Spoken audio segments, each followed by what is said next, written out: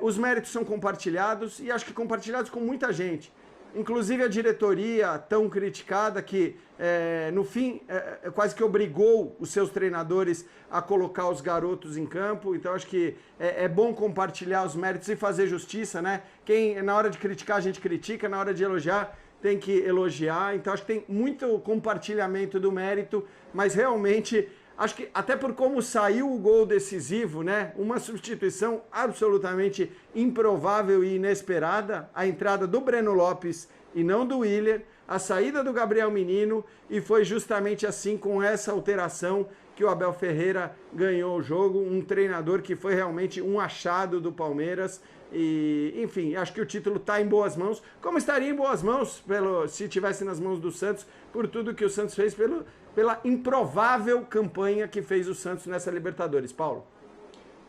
Oi, João Guilherme, boa noite. Eu acho que essa linha, a linha adotada pelo Jean, é muito interessante, né? Nesse primeiro destaque de cada um de nós, a conquista, né? O sentimento do palmeirense nessa noite de sábado. Nós teremos bastante tempo, entraremos no que foi o jogo, no que deixou de ser, aonde o Palmeiras foi superior, de onde saiu o título e tudo mais.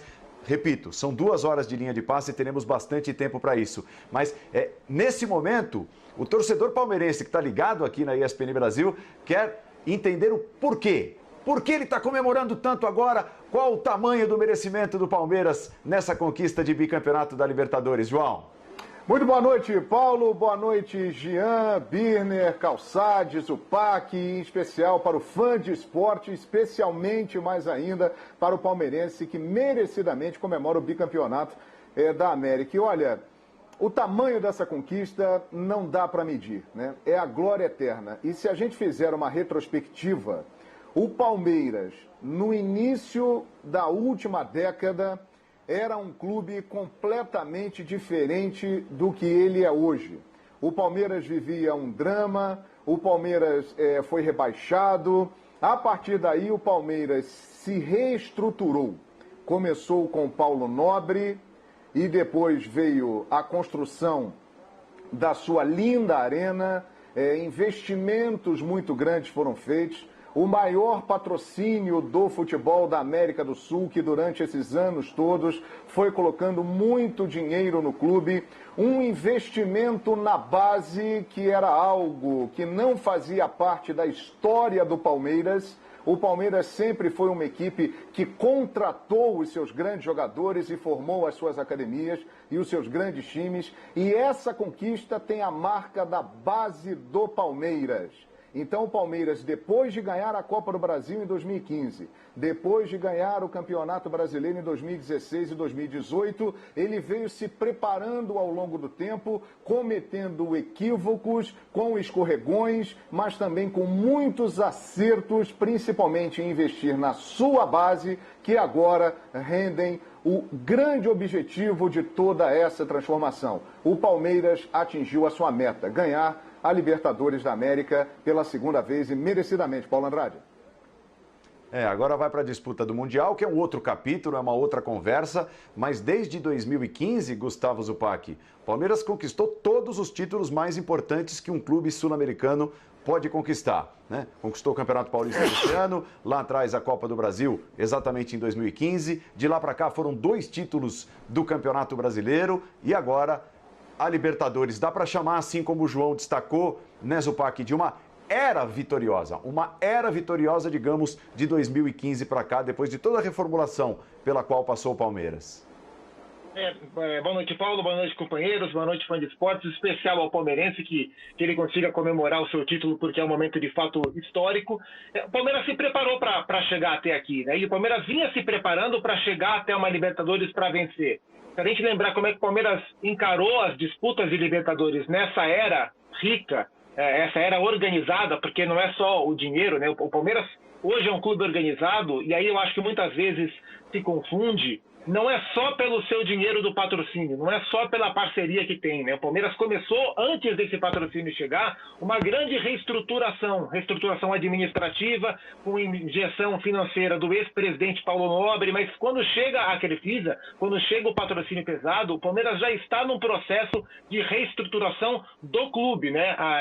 A ponto de esse dinheiro pesado do patrocínio não representar sequer a maior fatia do orçamento do Palmeiras. Então é claro que um Palmeiras com esse patrocínio é muito mais forte do que sem, mas o Palmeiras é um clube que se remodelou a ponto de ser capaz de andar com as próprias pernas também, a não depender exclusivamente do patrocínio. E dentro dessa estruturação, o Palmeiras caiu em fase de grupo de Libertadores, o Palmeiras caiu para o Barcelona de Guayaquil, em oitavas de final de Libertadores, mas nas últimas edições já chegou mais perto, né? Na penúltima, perdeu na semifinal para o Boca Juniors e na última caiu para o Grêmio nas quartas de final, podendo perfeitamente ter passado. E se tivesse passado do Grêmio, poderia ir até a final, poderia ir mais adiante, né? E o Palmeiras vem se preparando para isso. E nessa Libertadores foi indiscutivelmente a melhor equipe. O que eu acho interessante é que dentro desse pacote, dessa era de vários títulos, de vários times diferentes, a visão sobre como montar o time também mudou, né? Então, no começo, o Palmeiras contratou de baseada 300 mil jogadores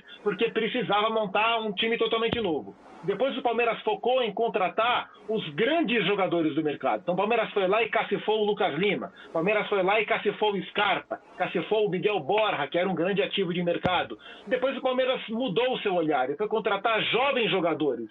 Contratou o Arthur Cabral, contratou o Zé Rafael, jovens jogadores. E agora o Palmeiras mudou radicalmente. Trocou a diretoria de futebol e mudou o olhar. E eu acho muito interessante que o Palmeiras consiga vencer sem gastar rios de dinheiros em reforços, né? O Palmeiras contratou o Rony, o Palmeiras contratou o Alain Pereur, o Palmeiras contratou o Breno Lopes, que fez o gol do título, o Matias Vinha, ponto final. E os melhores jogadores do Palmeiras nesses últimos jogos foram os meninos, né? O que jogou o Danilo hoje foi uma enormidade, o que joga o Gabriel Menino, o que joga o Patrick quando entra.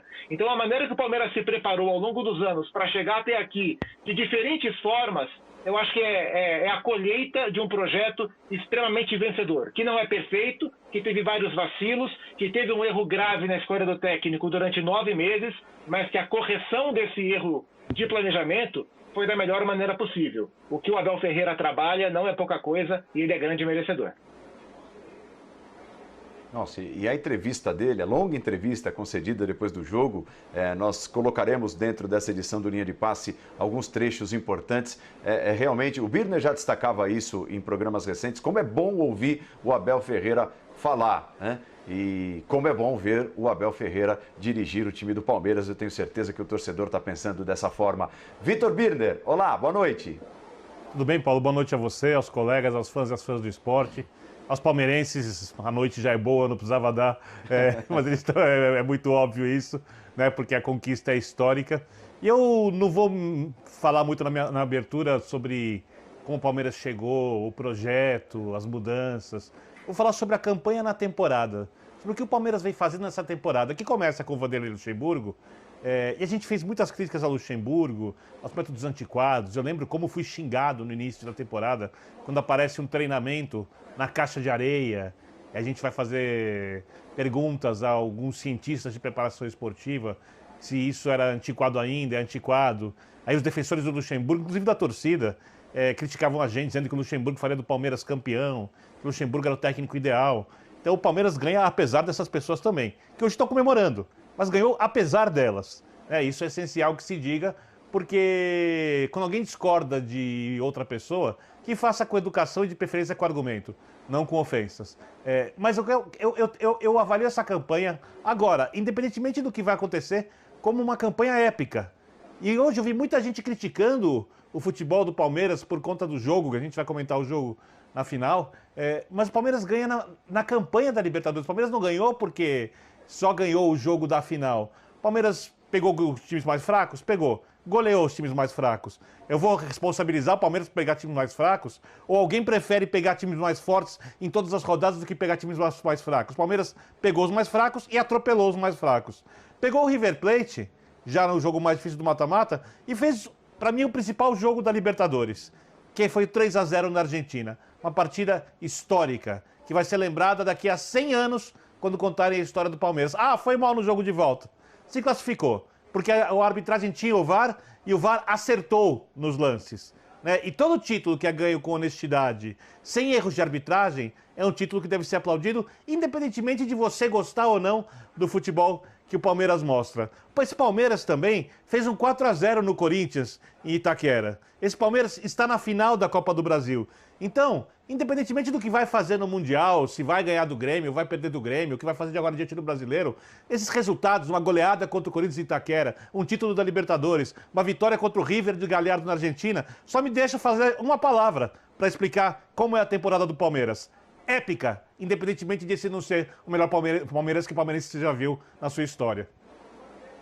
Oi, Paulo Calçade. Aí a gente conversa com alguém que esteve no Maracanã, que pôde sentir de uma outra forma a decisão, a atmosfera, tudo o que aconteceu neste sábado, que entra para a história do Palmeiras e eu tenho certeza que entra para a história da sua carreira também, Paulo Calçade. Bem-vindo ao Linha de Passe. Olá, companheiros, olá, fã de esportes, olá para você que nos acompanha e que para vocês que sofreram durante o jogo e para aqueles que só curtiram ou tentaram curtir a partida, né? A forma de se relacionar com o jogo é completamente diferente para quem tem o coração no campo, para quem não tem. Mas acho que a gente teve uma final de Libertadores digna, não foi a melhor possível, não foi o futebol mais bacana, mas a gente tem que entender o ano que nós tivemos. Essa trajetória um ano para trás, de paralisação dos campeonatos. Temos duas equipes na final. O Cuca não completou 6 meses de Santos e o treinador português, o Abel Ferreira, não completou 3 meses de Palmeiras. O Hans Flick pegou o Bayern de Munique, foi campeão em 6 meses. Aqui está o português que ganhou a Libertadores. O equivalente, pelo menos em tamanho, né? América do Sul, a Liga dos Campeões, ainda não dá para comparar as competições, mas ele fez isso daí em 3 meses. E ele conseguiu levar a equipe, levar muito conteúdo à equipe do Palmeiras, entender o elenco, as possibilidades de jogo e adaptar a equipe ao jogo que cada um poderia oferecer. E o tempo todo bater na tecla do individual, não, do coletivo.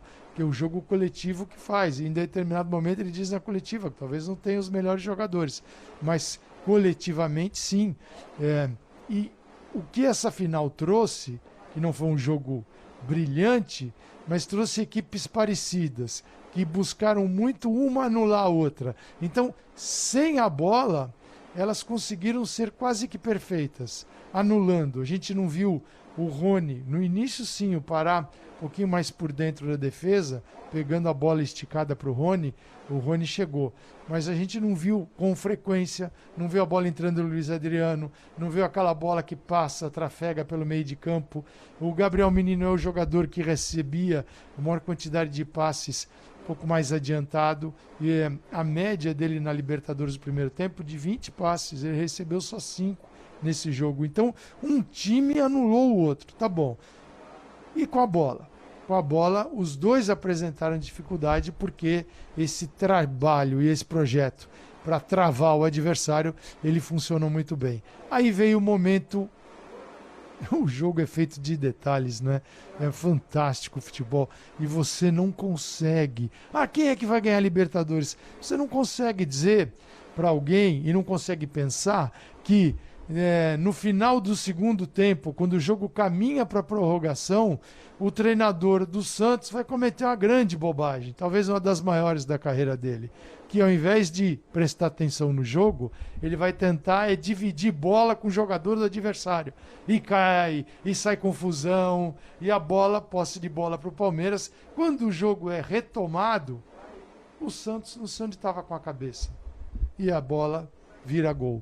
Ali o Cuca vacilou demais. Ele tirou o time dele do jogo naquela confusão e o Palmeiras continuou no jogo. Então foi o Cuca que deu o título ao Palmeiras? Não. Mas são detalhezinhos que formam o todo. E nisso o Palmeiras foi superior. Belíssimo título, bicampeão e vem muito mais por aí, porque com o Abel Ferreira, eu entendo que o Palmeiras pode evoluir demais. Um treinador que saiu de um centro minúsculo, né? A Grécia, do PAOK pequeno, e vem aqui ganhar a Libertadores da América. 2 treinadores portugueses ganhando a Libertadores da América na sequência. Jorge Jesus e o Abel Ferreira. Nós vamos entrar nessa questão que envolveu o comportamento ali do Cuca, né? A expulsão do Cuca, o quanto isso interferiu no jogo. O Paulo Calçado já deu um pontapé inicial nessa conversa, é uma boa conversa para daqui a pouco. Rony, Geode, Rony, talvez nenhum outro jogador do Palmeiras simbolize mais a conquista do que o Rony, que chegou coberto de boas expectativas, demorou demais para engrenar, muitos palmeirenses até chegaram a decretar, o Palmeiras errou na contratação, errou na avaliação, ele demorou demais para marcar o primeiro gol, aí se tornou esse jogador que nós vamos apresentar na tela, esse jogador na Libertadores. É o grande símbolo da conquista do Palmeiras, talvez seja o principal entre os jogadores. 5 gols, 8 assistências, só poderia nascer de Rony o passe para o gol, o cruzamento, o lançamento para a cabeçada do Breno Lopes. Foi o jogador com maior número de participações, de envolvimentos em gols. Eu acho que o Palmeiras vai guardar com bastante carinho a participação do Rony, o palmeirense também, nessa edição da Libertadores, né, Jean? É um cara que simboliza demais a conquista do Palmeiras, a redenção, o esforço, a superação por tudo que viveu logo depois de ter chegado e todas as dificuldades que eu citei. Sem dúvida, Paulo, ele é um dos principais, se não o principal jogador na trajetória, né, nessa conquista e tudo mais. Esse decretar, né, o fracasso da contratação, isso é uma coisa muito nossa, é uma coisa muito particular aqui do Brasil. A gente adora decretar fracasso de contratação depois de 2 semanas, 3 semanas, às vezes 2 meses. Nesse caso, era tão evidente que não fazia sentido decretar o fracasso da contratação, e eu falo tranquilamente, porque sempre disse isso, né, que ele estava nervoso, ele claramente estava nervoso naquele começo, então a cada gol que ele perdia, aumentavam as chances dele perder um outro gol, né, ele tomava sempre a decisão errada, precisava chutar, ele passava, precisava passar, ele driblava, precisava driblar, ele chutava, era uma loucura, realmente, como ele errava sempre, né, e depois que saiu o primeiro gol, ele foi melhorando. Eu tô longe de achar que o Rony é um gênio, não acho o Rony o jogador mais importante desse time do Palmeiras, embora na campanha os números mostram ele tenha sido o mais importante. Agora, acho que fica essa lição, né, de não querer queimar um jogador. Vou te falar uma coisa, Paulo, se tivesse torcida no estádio, eu não sei se o Rony teria continuado tanto como titular, jogando, tendo oportunidade, porque a pressão seria outra. Porque a cada falha, né, a perna dele ia tremer mais. Então, nesse sentido, para o Rony especificamente, talvez a falta de público tenha até ajudado. Isso não é só com a torcida do Palmeiras, não. Acho que as torcidas brasileiras têm muito essa tendência. O Rony hoje é um jogador importante para o Palmeiras, ponto.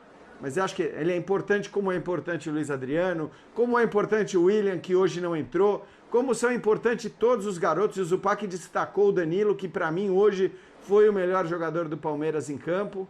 Embora entre os meninos eu fique, de maneira geral, na temporada com o Gabriel Menino. O Gustavo Gomes, um monstro, né?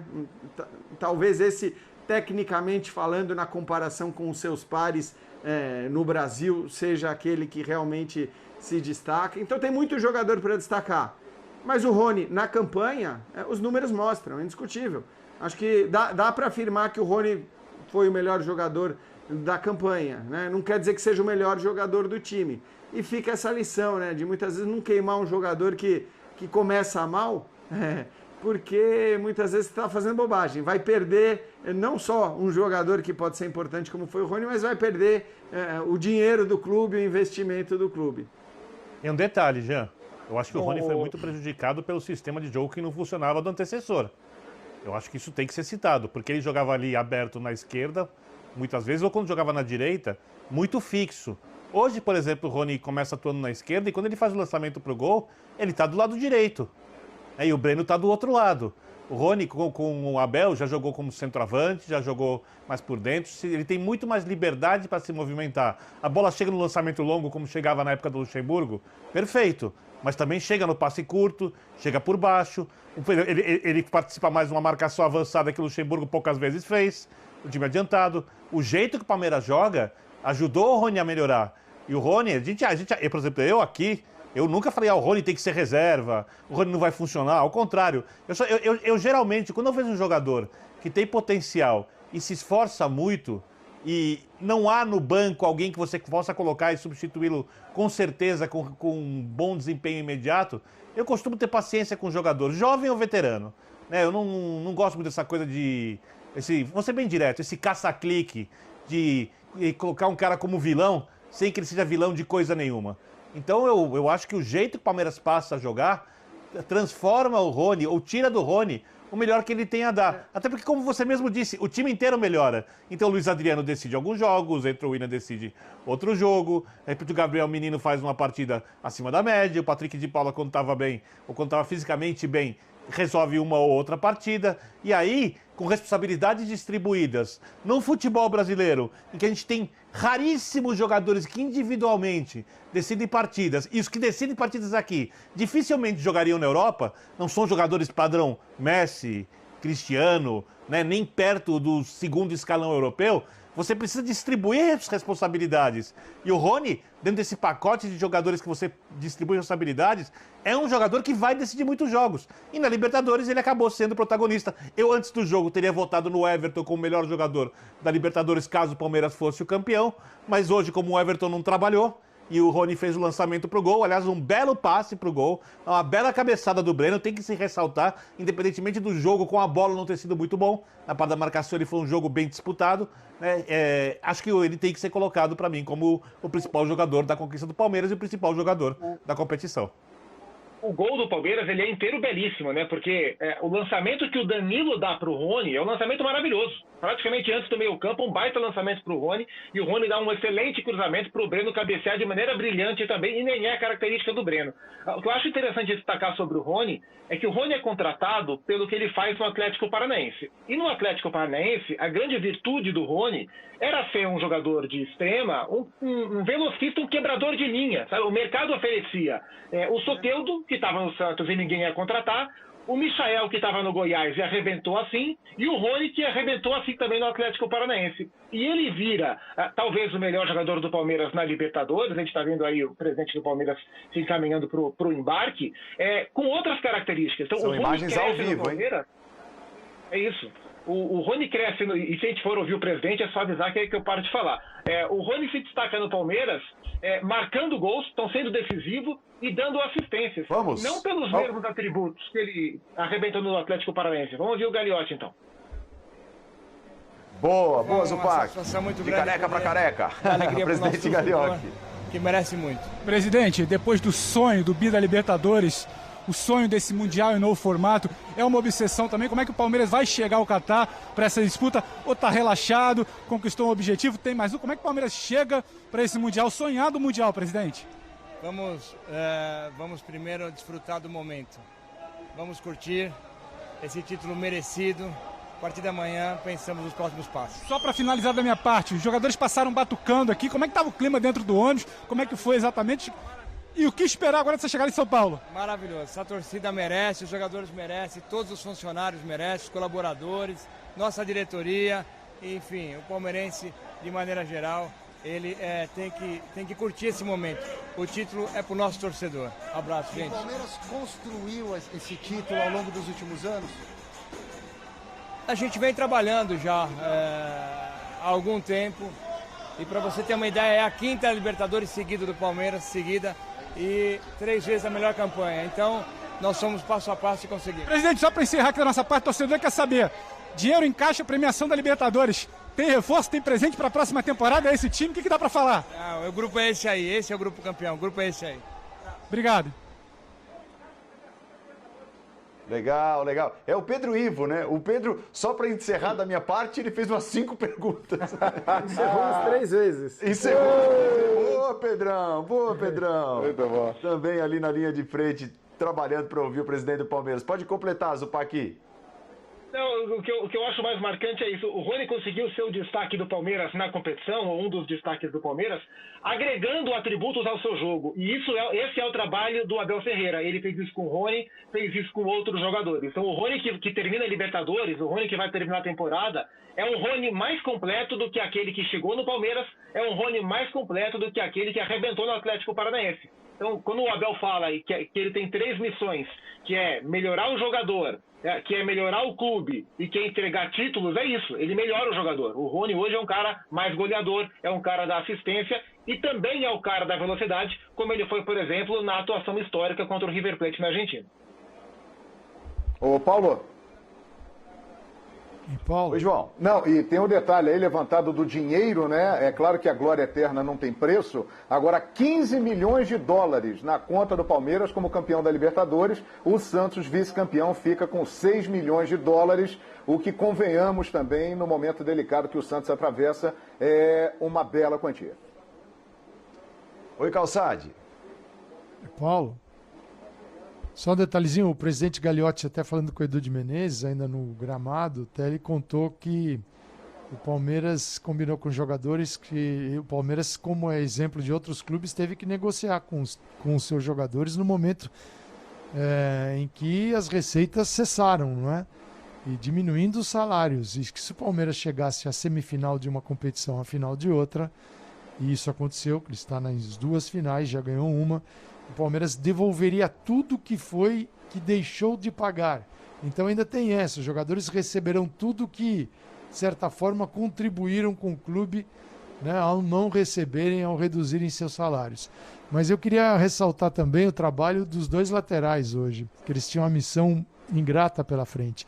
O Matias Vinha, que é um jogador ofensivo também, que aparece muito bem no lado do campo, que até possibilita o Rony de entrar por dentro, né? Porque o Vinha ocupa o lado, ele alarga o campo. O Vinha foi marcador do Marinho, uma missão muito difícil, um dos maiores jogadores desta Libertadores. Marinho numa fase excepcional, Marinho um jogador que decide partidas e poderia decidir uma final também de competição sul-americana.